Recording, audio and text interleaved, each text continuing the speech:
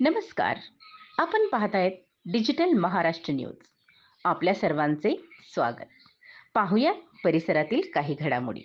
Baramati pencil चौक MIDC या ठिकाणी सोमवार दिनांक 7 एप्रिल रोजी अस्मिता हिप्नोथेरपी अँड काउन्सिलिंग सेंटर या नवीन ऑफिसचे उद्घाटन नुकतेच करण्यात आले.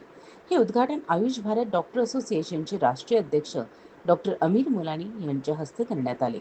त्यानंतर सरस्वती पूजन करून मान्यवरांच्या हस्ते दीप प्रज्वलन करण्यात आले. यावेळी बारामती शहरचे पोलीस निरीक्षक विलास नाडे, राष्ट्रवादी काँग्रेसचे महाराष्ट्र प्रदेश उपाध्यक्ष किशोर मासाळ, राष्ट्रवादी काँग्रेस पक्ष शरदचंद्रजी पवार गटाच्या महिला शहर अध्यक्षा आरतीताई गव्हाडे यांच्या प्रमुख उपस्थितीत करण्यात आले. या कार्यक्रमाचे प्रास्ताविक डॉक्टर विजयकुमार काळे यांनी केले. अस्मिता हिप्नोथेरपी अँड काउन्सिलिंग सेंटरमध्ये व्यसनमुक्ती संदर्भातील उपचार तसेच नेचर हेल्थ केअर यासारखे उपक्रम राबवले जाणार असल्याची माहिती यावेळी डॉक्टर विजयकुमार काळे यांनी दिली. यावेळी अनेक मान्यवरांनी आपले मनोगत व्यक्त केले.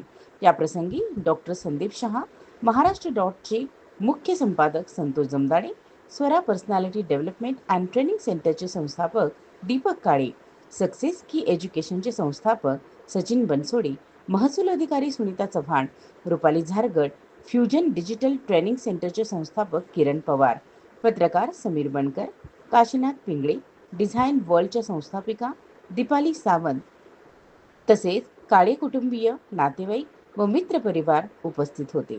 या कार्यक्रमाचे सूत्रसंचालन संगीता वाघ यांनी तर आभार डॉक्टर रविकुमार काळे यांनी मानले.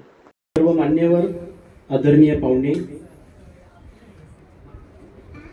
आणि सर्व प्रिय मित्र हो, तुमच्या सगळ्यांचं आजच्या कार्यक्रमामध्ये मनापासून स्वागत.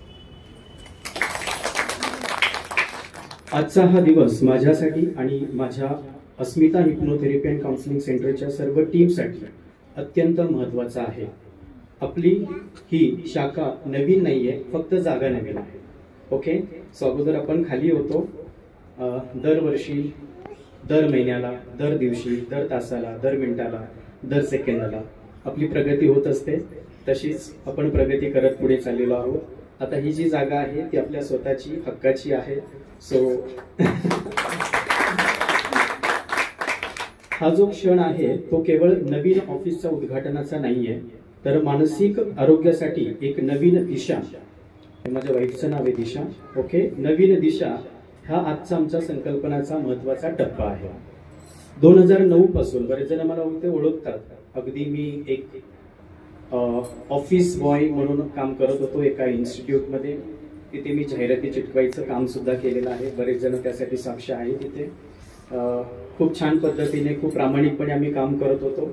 म्हणतात ना की कष्ट वाया जात नाही. त्याच प्रकारे आज जे काही मिळवलेलं आहे कष्टाने, हक्काने, जिद्दीने आणि तुमच्या सगळ्यांच्या आशीर्वादाने. 2009 पासून हिप्नोथेरपीचा या ज्या क्षेत्रात मी काम करत आलेलो आहे, अभ्यास करत आलेलो आहे.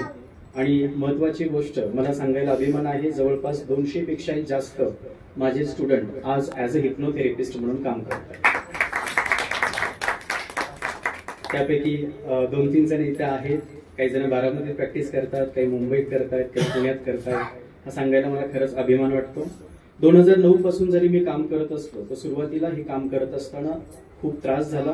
कारण संमोहन म्हटलं की साहेब कसं होतं, संमोहन म्हटले की लोकांना वाटतं जादू टोना, तंत्र मंत्र यंत्र असं काहीतरी. पण यात आपला दोष काहीच नाहीये, त्यांचा अज्ञानाचा दोष असतो. आपण 2009 पासून 9, 10, 11, 12 जवळपास 2016 पर्यंत प्रत्येकाचं माइंडसेट चेंज करण्यासाठी एवढी वर्ष वाया गेले असं म्हणणार नाही. जे काही केलेलं आहे ते खूप आतून, मनातून.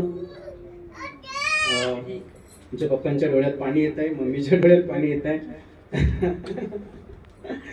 ओके, जे काही केलेलं आहे कष्टाने, हक्काने, जिद्दीला पेटून हे उपक्रम आम्ही पुढे घेऊन चाललेलो आहे. मला सांगायला आवडेल, प्रत्येकाला 2 मनं असतात. एक आहे कॉन्शियस माइंड आणि दुसरं आहे, कमॉन बोला, कॉन्शियस माइंड आणि दुसरं आहे. ओके, आता आपण कोणत्या मनाने ऐकतोय? कमॉन बोला. हॅलो, हे किती आहे? Okay, right. See, let's understand. आपल्या म्हणतात ना की आपल्या शरीराचा कंट्रोल हा आपल्या मनाकडे असतो. बरोबर? थोडंसं वैज्ञानिक दृष्टिकोनातून सुद्धा बोलेल. आपल्या शरीराचा हा कंट्रोल हा आपल्या मनाकडे असतो. प्लीज. आपल्या शरीराचा कंट्रोल हा आपल्या मनाकडे असतो. सुरुवातीला तो मेंदूकडे असतो, नंतर तो मनाकडे असतो. माझा हा जो हात आहे मी वर घेतोय, हा सहजासहजी असं वर येत नाहीये. सुरुवातीला मला एक कमांड द्यावी लागते. I have to give a command to my brain की मला हा हात वर घ्यायचा आहे. राईट? सो याचा अर्थ काय थोडक्यात आपण समजून घेऊया. आपल्या शरीराचा कंट्रोल आपल्या मेंदूकडे आहे, मेंदूचा कंट्रोल मनाकडे आहे आणि मन म्हणजेच आपले विचार. ओके. WHO असं सांगतं की 60 ते 70% पेक्षाही जास्त आजार हे सायकोलॉजिकल असतात. ऍग्री करतात? ऍग्री? ओके. WHO म्हणजे जागतिक आरोग्य संघटना. आणि मला सांगायला आवडेल आज माझा वाढदिवस आहे आणि आजच WHO ची स्थापना झालेली आहे. ओके. सो आमचं साठलोट आहे असं तुम्ही समजू शकता. जवळपास 60 ते 70% पेक्षाही जास्त आजार हे सायकोलॉजिकल आहेत. सायकोलॉजिकलचा अर्थ असा आहे की ते जे आजार असतात ते फक्त नकारात्मक विचारांमुळे आणि नकारात्मक ब्रेनच्या प्रोग्रॅमिंगमुळे झालेले असतात. म्हणजे असे काही आजार असतात, इथे माझे डॉक्टर मित्र संदीप शहा सर सुद्धा बसलेले आहेत. असे काही आजार असतात ते फक्त आणि फक्त प्रोग्रॅमिंगने चेंज करता येतात.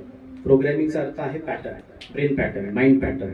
हा जो माइंड पॅटर्न, ब्रेन पॅटर्न जो आपल्याला चेंज करायचा असतो त्यासाठी सायकोलॉजिकली हॅमरिंग करावं लागतं 21 दिवस. हे माहिती असेल तुम्हाला? ओके. म्हणजे एखाद्या लहान मुलाला, आता इथे कडू मॅडम बसलेले आहेत, ते त्यांच्या मुलाला सांग, नाव काय त्याचं? जय. कडू मॅडम सांगतायत जयला, जय विजय सरांचं लेक्चर आहे. ओके.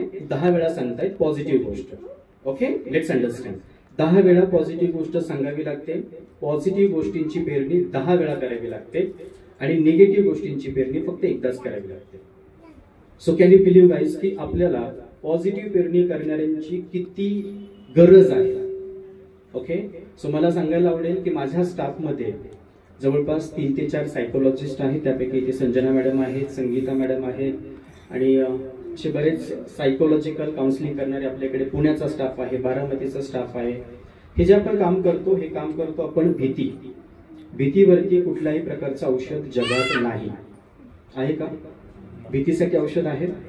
नाहीये. इथे एक सुप्रसिद्ध मेडिकल आहे, तिथे खाली जाऊन जर तुम्ही बोललात की सर मला भीती वाटते, एक गोळी द्या, मेडिसिन द्या. ओके. तर ती व्यक्ती म्हणेल जातोस. Okay. So what I am trying to tell you की जगात भीतीसाठी औषध नाहीये. भीती म्हणजे phobia, psychological phobia. It is all about our subconscious minds programming. Okay. तर सांगण्याचा उद्देश हा आहे की नकारात्मक गोष्टी एकदा जरी बोललो तर डायरेक्ट आपल्या सबकॉन्शियस माइंडमध्ये प्रोग्रॅम होतात. आपल्या संस्थेमार्फत आपण बऱ्याच काही योजना राबवतो आहोत.